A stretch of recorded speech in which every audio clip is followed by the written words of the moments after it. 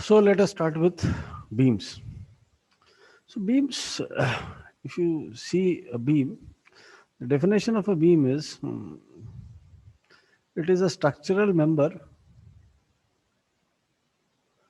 It is a structural member used to support loads.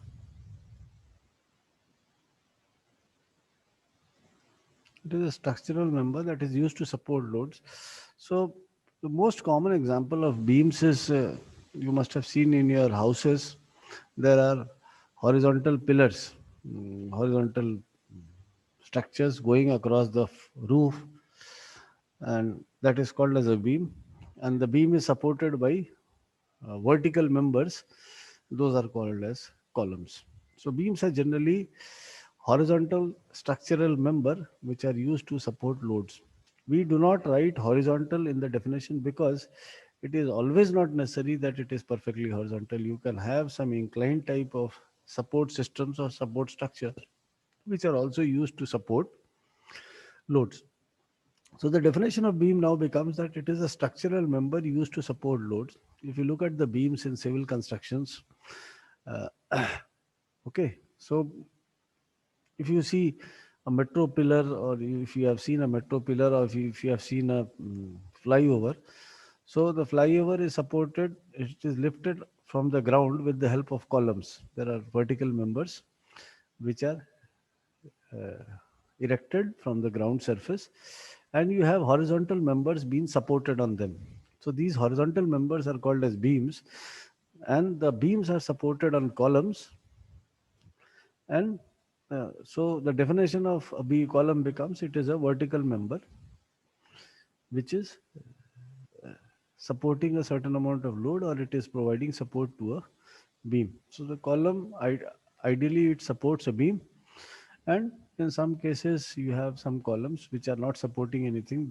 They themselves are acting as beams or support systems for themselves or for some third body which may not be a beam. Okay, so the basic, let us come to horizontal members only right now, that it is a structural member which is used to support loads. So if you talk about a beam, then it is classified under five heads. There are five types of beams. Now these classifications are done on types of supports. The, the classification is done on type of supports. So first let us understand a support. What is a support? So support means, if you talk about a support in beams, we'll be talking of supports, and the supports are rigid in nature. So rigid in nature means, first thing is the Poisson's ratio will be zero. So you had a question in your question paper that what if the Poisson's ratio is zero? If the Poisson's ratio is zero, then it is called as a rigid body. The answer is very simple, because it will not go undergo any deformation due to any applied load. A rigid body is a body which does not undergo any deformation under an applied load. So if you talk about supports, we have different classification of supports. So the first type of support is shown like this.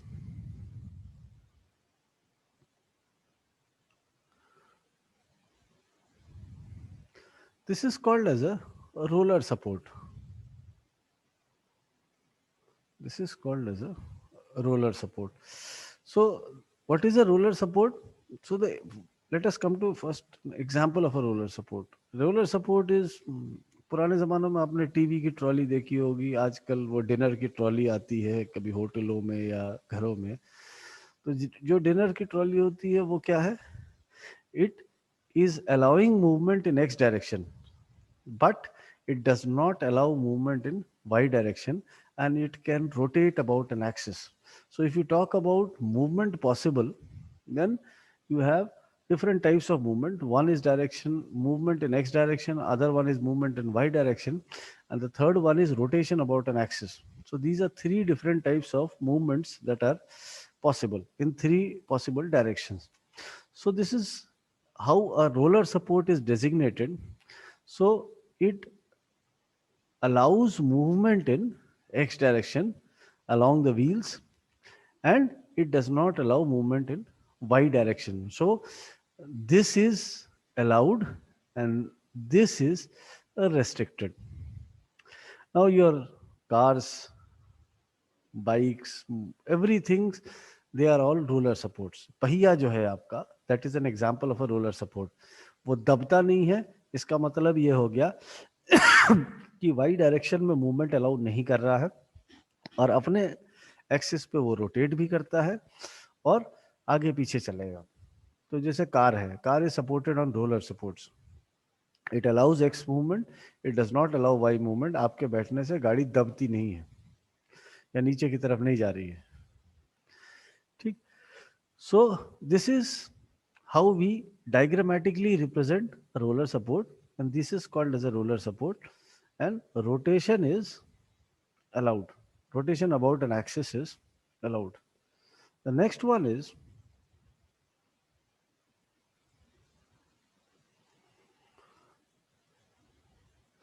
this type of support is called as a hinge support.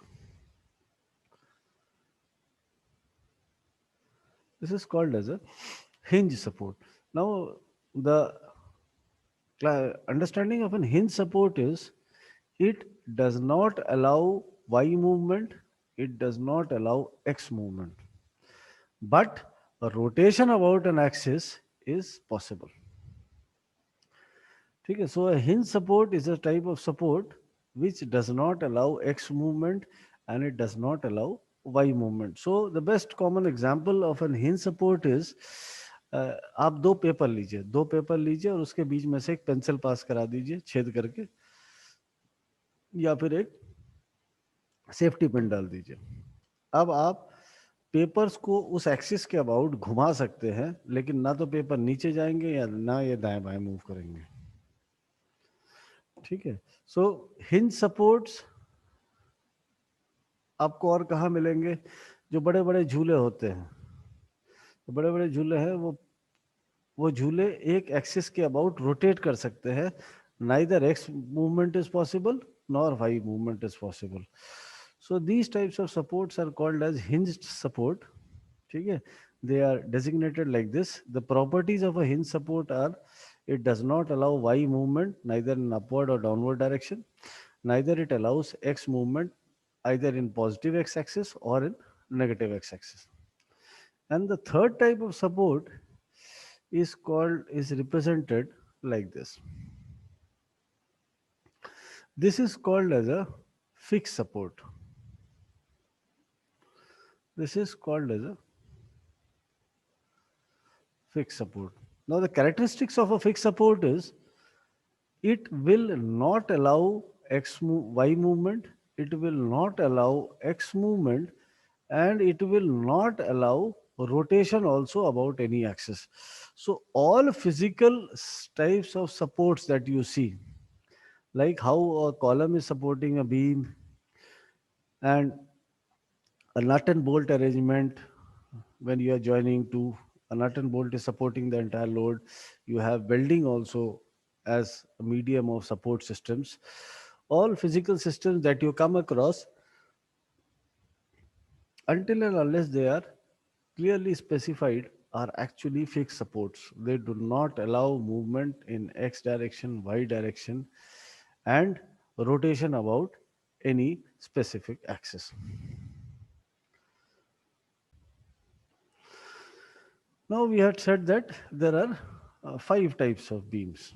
So if you talk about five types of beams, so what we have said that beams are being classified under five categories, and these categories are depending upon the load.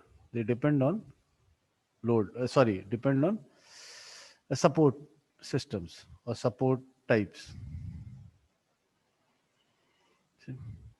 So the first type of beam is called as a simply supported beam. The first type of beam is called as a simply supported beam, and it is shown like this. The beam is supported at the ends. This is a type of beam which is supported at the ends only.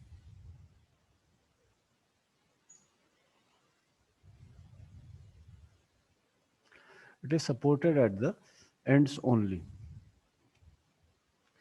Okay.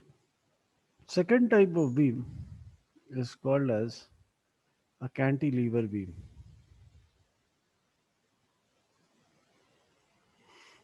The cantilever beam is a beam which is rigidly supported at one end and the other end is free. So this is a rigid or you can say a fixed support at one end and other end is free. The third type of beam is called as overhanging beams. Overhanging beams are those beams which do not have support at the ends. So, if you talk about overhanging, ये जो portion है, these are called as overhangs. Overhangs means लटका हुआ. These beams have two supports, but they are not supported at the ends. So if this support would have been placed here, then also it would have been called as an overhanging beam. It is not necessary that it will be having overhangs on both the ends. It can have overhangs on both on only one end. Then also it will be called as an overhanging beam. But if these two supports are placed exactly at the end, then this overhanging beam becomes a simply supported beam. Okay. Now the next one is fixed beam. A fixed beam is a beam. This has a rigid support at both ends. So generally, the beams that you come across are fixed beams. And the last one is a continuous beam. A continuous beam has, if you see, this is a continuous beam.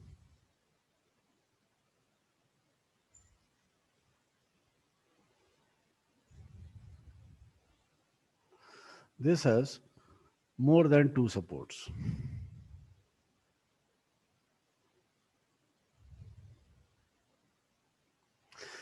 So these are five types of beams that you come across. One is simply supported beam, which is having supports, but the supports are acting at the ends only. We have a cantilever beam, which is having a fixed support at one end and the other end is free. Third one is an overhanging beam, which has two supports, but the two supports are not at the ends. There may be they may be placed somewhere in between the length or along the length of the beam, but there has to be some part overhang. Overhang means latakta hua. Then only it will be called as an overhanging beam. Next one is a fixed beam. A fixed beam is a fixed beam which is having rigid supports at both the ends. So if it is having rigid support at both the ends, it is called as a fixed beam. And the last one is a continuous beam. A continuous beam means it has more than two supports. More than two supports means it has the number of supports may be any quantity, but it has to be more than two.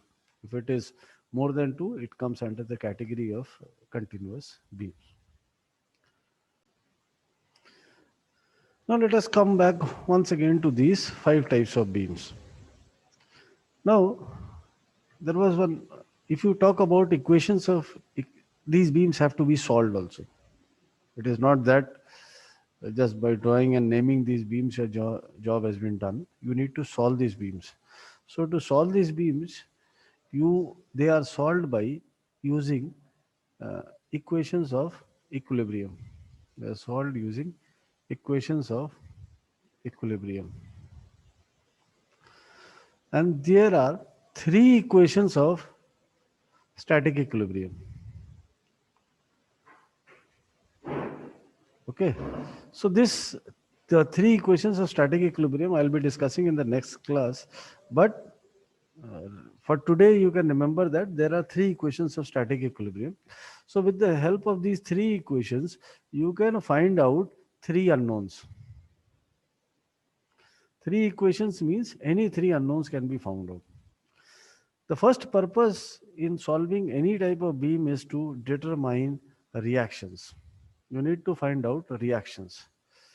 So what are reactions? Reactions are those forces wherever motion is restricted. Wherever motion is restricted, reaction is formed.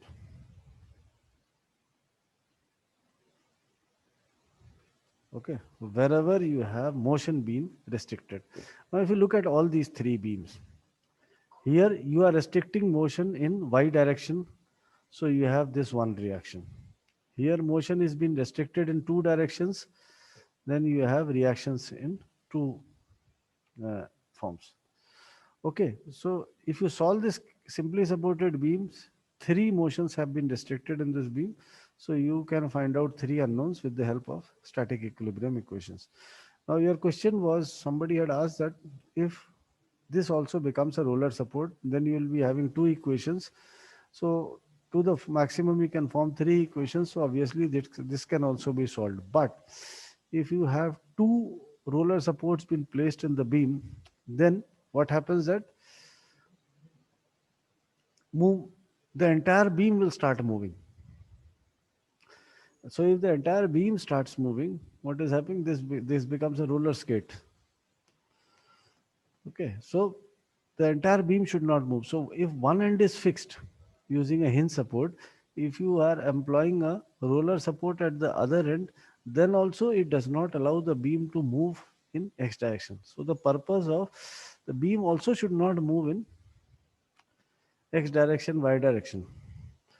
Okay, so if there is no move, for no movement to be possible, either both have to be hinged or or one has to be hinged and the other one has to be roller. Now see that if both are hinged, then what happens? You have four unknowns. You will be having a reaction here also. So three equations, four unknowns, you will not be able to solve. So by introducing a roller support at one end, what you are doing is the purpose that the beam should not move in the x-axis, that is also solved. And the second purpose that it has to be solved using equations of static equilibrium, that purpose is also solved. So you can use the equations of static equilibrium to solve a simply supported beam only when one of the support is a roller support. Now come to cantilever beams. A cantilever beam, no x movement, so no y movement, so you have a reaction in y direction. No x movement, so you have a reaction in x direction, and no rotation possible, so you have a anti-clockwise uh, movement that will be resisting it. So these are three unknowns. You can find it out with the help of three equations of static equilibrium. In an overhanging beam, one of the support system is a roller support. So you have three unknowns here. And if you have three unknowns here, with the help of these three equations of static equilibrium, you can solve the problem. Coming to a fixed beam. So fixed beam, you have three unknowns here, you have three unknowns here. So in total, you have six unknowns. So to solve six unknowns, you need six equations. You have only three possible equations of static equilibrium. So with the help of three possible equations of static equilibrium, you cannot solve you cannot find out six unknowns. Similarly, in a continuous beam, if you see that there are, here you will be having two unknowns, here you will be having one unknown, here you will be having two unknowns. So in total you have five unknowns, and with the help of three equations of static equilibrium, you cannot solve five unknowns. So this is the reason why we have introduced a roller support at one end, and this is the reason why they have been differently named, or these beams have different types of names. So if you talk about these five types of beams, then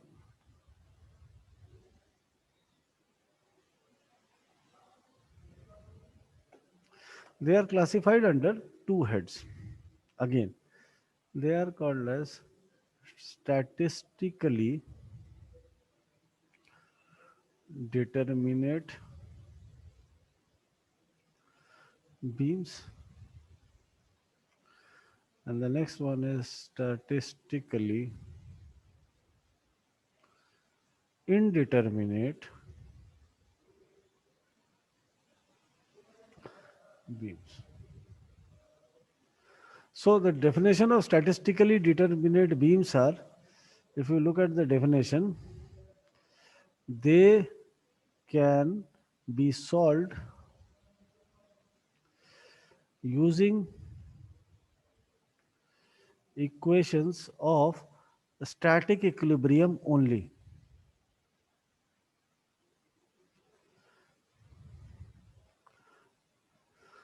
They, a beam is said to be statistically determinate beam if they can be solved using equations of static equilibrium only. That means beam number 1, 2, and 3.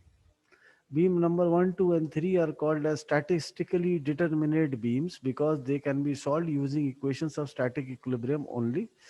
Beam number 4 and 5, fixed beam and continuous beams, they are called as statistically indeterminate beams because they cannot be solved using equations of three static equilibrium equations only. You need certain other equations with the help of which we can solve them or find out their reactions or unknown conditions. Okay, it is not that fixed beam and continuous beam cannot be solved. They can be solved, but right now they are not a part of your course, as well as they, you need extra equations which will help you in solving them. Just by introducing equations of static equilibrium, you will not be able to solve statistically indeterminate beams. So this is another classification, that these five beams are further classified under two heads: statistically determinate beams and statistically indeterminate beams.